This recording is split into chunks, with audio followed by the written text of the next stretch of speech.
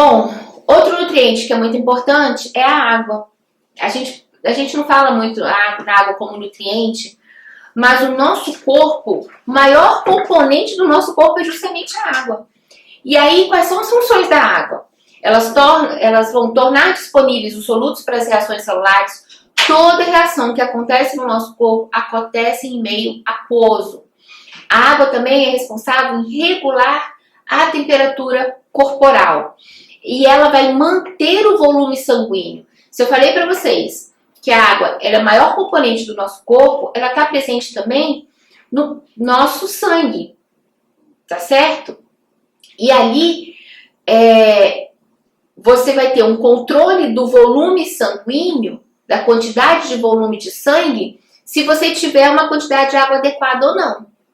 Tá joia? Então, por exemplo, uma pessoa quando tem desidratação, ela pode vir a óbito. Se a gente tiver a perda em torno de 20% da nossa água corporal, pode causar a morte, pode levar à morte. E nessa desidratação, o nosso volume sanguíneo também vai diminuir. A água também está envolvida nos processos de digestão, absorção e excreção e no transporte de nutrientes. E da onde que a gente retira a água? Quais são as nossas fontes de água, digamos assim? Bom, a água a gente pode obter através dos líquidos, certo? Então, através da água mesmo, através dos sucos, de alimentos que sejam líquidos, neles tem água também. Através de sonda de alimentação enteral, aqueles pacientes que não se alimentam via oral, a água, a dieta dele também tem uma quantidade de água. E soluções parenterais. O que é solução parenteral, turma? É aquela solução que vai diretamente na veia do paciente. Outra fonte de água são os alimentos. Então, a gente sabe que tem alimentos que têm um teor de água maior. Então, por exemplo, você pensa numa melancia, você sabe que ela tem uma quantidade de água maior. Quando você pensa numa mandioca, ela é mais seca. Ali já não tem tanta água, entenderam?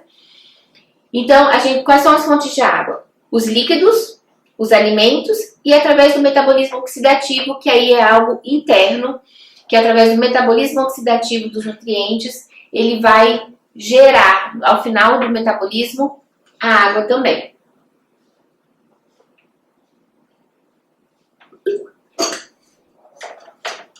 Prosseguindo. Bom, nós precisamos ingerir a água, mas ela precisa ter um controle também.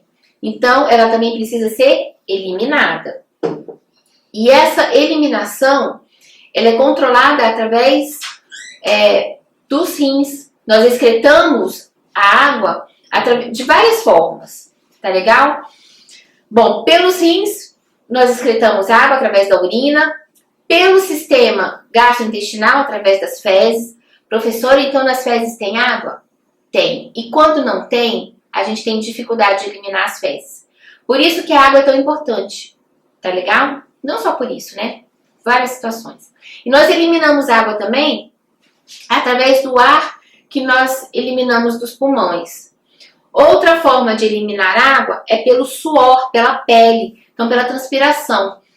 Como a água ela vem regular com a temperatura corporal também, a gente observa que quando o dia está muito quente, o que acontece com o nosso corpo? A gente transpira mais.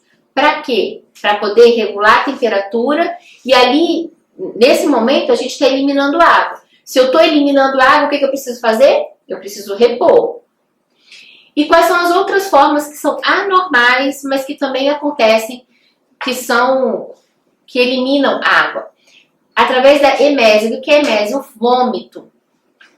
Quando uma pessoa tem vômito, quando uma pessoa tem diarreia, qual é a nossa primeira preocupação? Que ela não venha desidratar. Não é isso? Porque o volume de água que a gente está eliminando ali, ele é grande.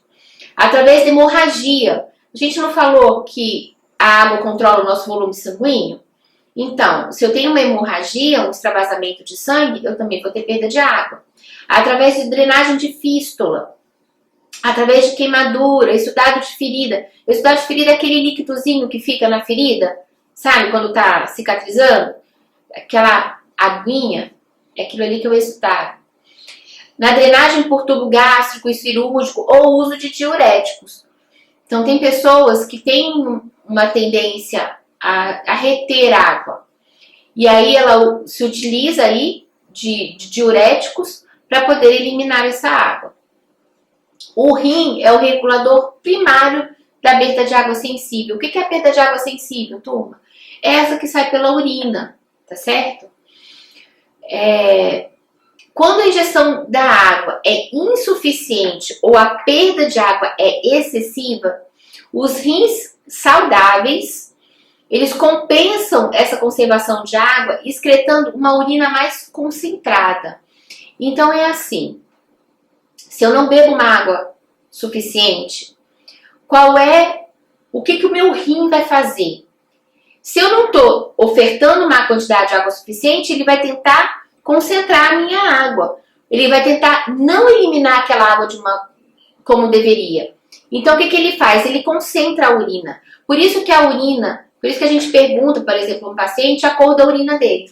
É para saber se ele está tomando uma quantidade, se a ingestão de água dele está sendo adequada ou não. Porque a urina concentrada, aquela urina que é muito amarela, significa o quê? Significa que a ingestão de água ela está deficiente.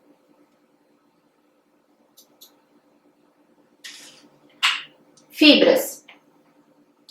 De acordo com o Instituto de Medicina, em 2002, ele classificou as fibras como sendo, ou melhor, ele conceituou que as fibras, elas são o total da soma da fibra dietética e da fibra funcional.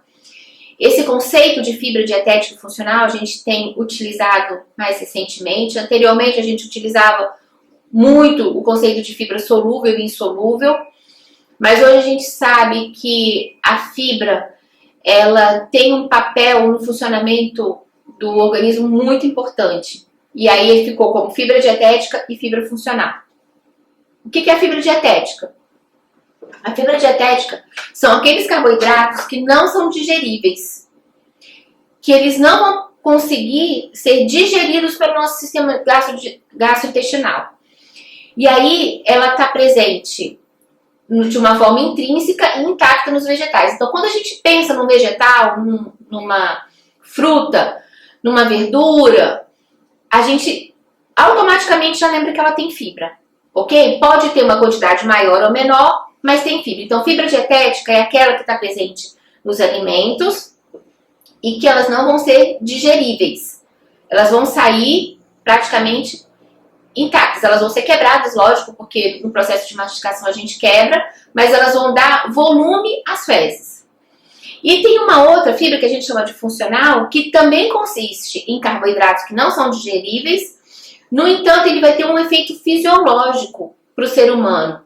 Porque essa fibra que vai ser, essa fibra funcional, que vai causar um efeito fisiológico, ela vai ser fermentada pelos micro-organismos do intestino, ok? Bom, a fibra não digerida, ela chega intacta no intestino grosso e ela passará por um processo de fermentação pelos micro-organismos presentes. Professora, então a gente tem micro-organismos no intestino? Sim, temos muitos, temos vários. Temos mais bactérias no intestino do que células no nosso corpo inteiro. E aí, a fermentação dessa fibra vai produzir ácidos graxos de cadeia curta, que são utilizados como fonte de combustível pelas células intestinais. No intestino delgado, algumas fibras podem retardar a digestão e absorção de alguns nutrientes, ou de todos, incluindo os carboidratos, proteínas e lipídios.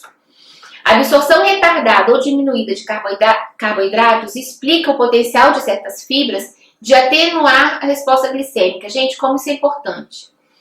Nós que lidamos com pacientes muitas vezes diabéticos, a introdução de fibras na alimentação dele é muito importante para poder manter a glicemia. Por quê?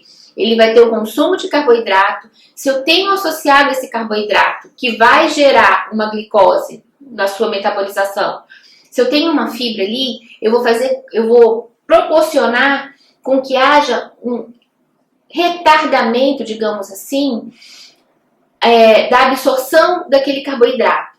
Então, eu vou permitir com que aquele carboidrato ele seja absorvido de uma forma mais lenta e com isso, consequentemente, a glicemia do meu paciente vai ser mantida, tá certo? Tem pessoas que são consideradas pré-diabéticas que com uma simples alteração da alimentação, com a introdução de mais fibras, com o exercício físico, com uma mudança na dieta, já consegue normalizar e aquela pessoa pode não precisar vir usar nenhum tipo de medicamento. Tá joia? E a microbiota? A microbiota intestinal são aquelas bactérias que eu falei para vocês que estão presentes no intestino. É uma mistura de micróbios que são essenciais, que se desenvolve sob influências chaves genéticas, ambientais, dietéticas e de doenças. Aqueles micro-organismos que estão presentes no intestino, eles são benéficos para o intestino. Se eles saírem do intestino e forem parar em outro local do nosso corpo, aí é perigoso. Mas ali, para aquele ambiente, para a luz intestinal, que a gente chama, ele é extremamente benéfico. E quais são as funções fisiológicas dessa microbiota? Bom, ele vai participar na produção de nutrientes que são essenciais na mucosa. Lembra que eu falei dos ácidos graxos de cadeia curta? Então, ele vai participar dessa formação de ácido graxo de cadeia curta. De que forma, professora? Eles vão fermentar aquelas fibras dietéticas, ou melhor, aquelas fibras funcionais. Na hora que ele causa essa fermentação, ele produz o ácido graxo de cadeia curta, que a gente não consegue se alimentar, ter uma fonte alimentar dele. A gente precisa produzir. Ele também vai atuar na prevenção do excesso de crescimento de organismos patogênicos.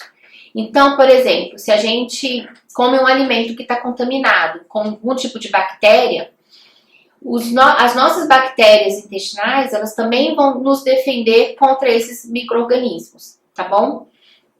Ele vai estimular a imunidade intestinal, foi basicamente o que eu acabei de falar para vocês, e ele vai desenvolver o eixo cérebro-intestinal. Atualmente, o nosso intestino ele é considerado como segundo cérebro, para vocês verem a importância que tem na microbiota intestinal. Se eu tenho uma abundância, se eu tenho um descontrole nessa população de micro-organismos, eu vou chamar isso de disbiose. E ela está associada a diversas doenças, tanto em criança como em adulto.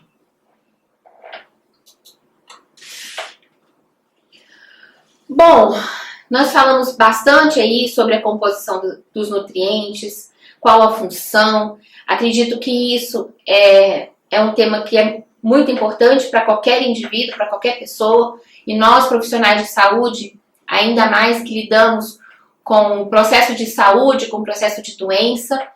E agora eu quero passar aqui uma classificação de alimentos. A gente falou muito de nutriente até agora. E agora eu vou passar um conceito a respeito dos alimentos. Por exemplo, o que é um alimento in natura?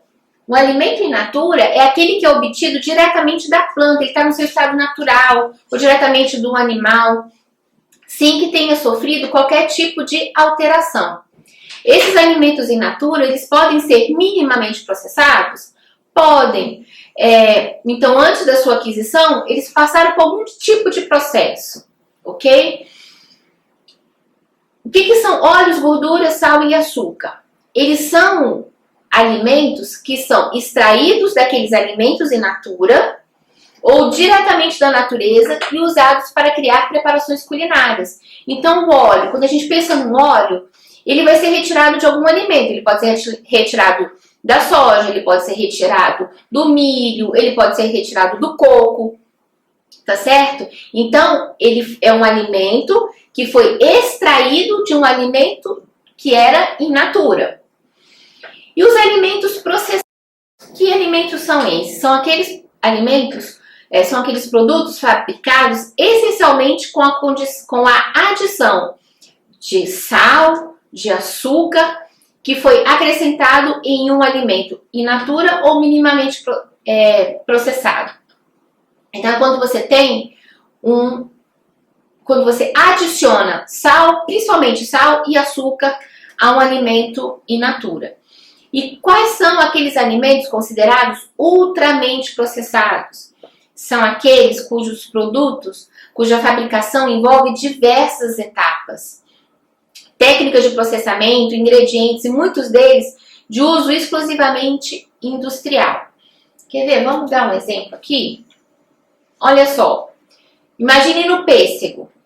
O pêssego fresco, ele é um alimento in natura, correto?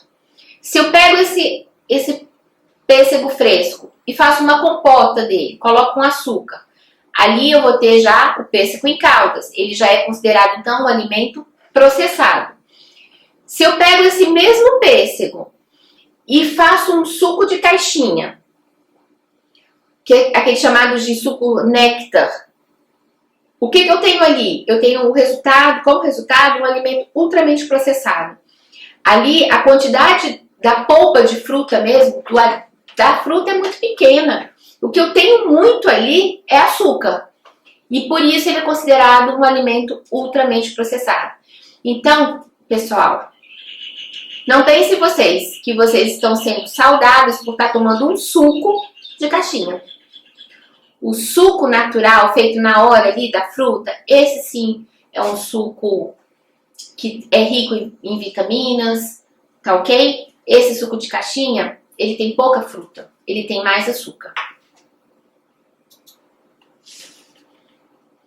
Bom, e aí, em relação aos alimentos ultraprocessados, nós temos uma indicação de que eles sejam evitados. Por quê, professora?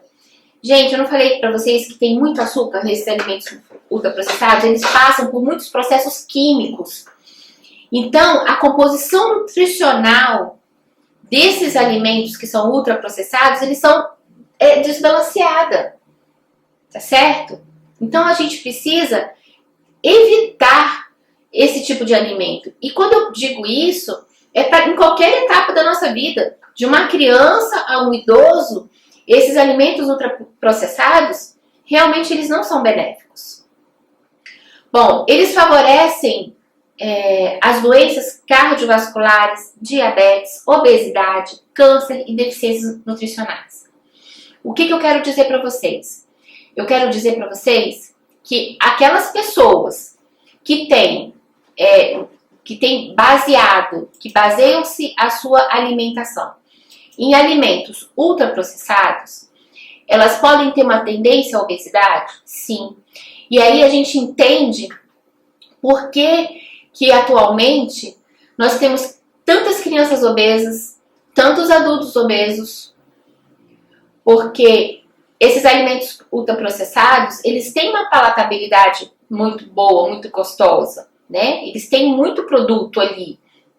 E aí, com isso, existe um aumento desse consumo e que pode desregular completamente a nossa saúde. Até o aparecimento de câncer pode ter.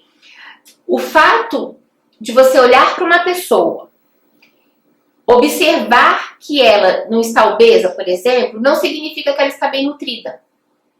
Se essa pessoa tiver um consumo excessivo de alimentos ultraprocessados, ela pode ter deficiências nutricionais. E que visualmente, muitas vezes, a gente não consiga identificar. Tá legal? Precisaria de um exame bioquímico, um exame laboratorial, mas é fato que se você pegar um exame de uma pessoa, você não conhece a pessoa, mas que ela sabe que ela consome muitos alimentos ultraprocessados, o resultado vai estar ali naquele exame. Tá legal? Então fica a dica para vocês, evitem alimentos ultraprocessados, não só para vocês, como para crianças e idosos também.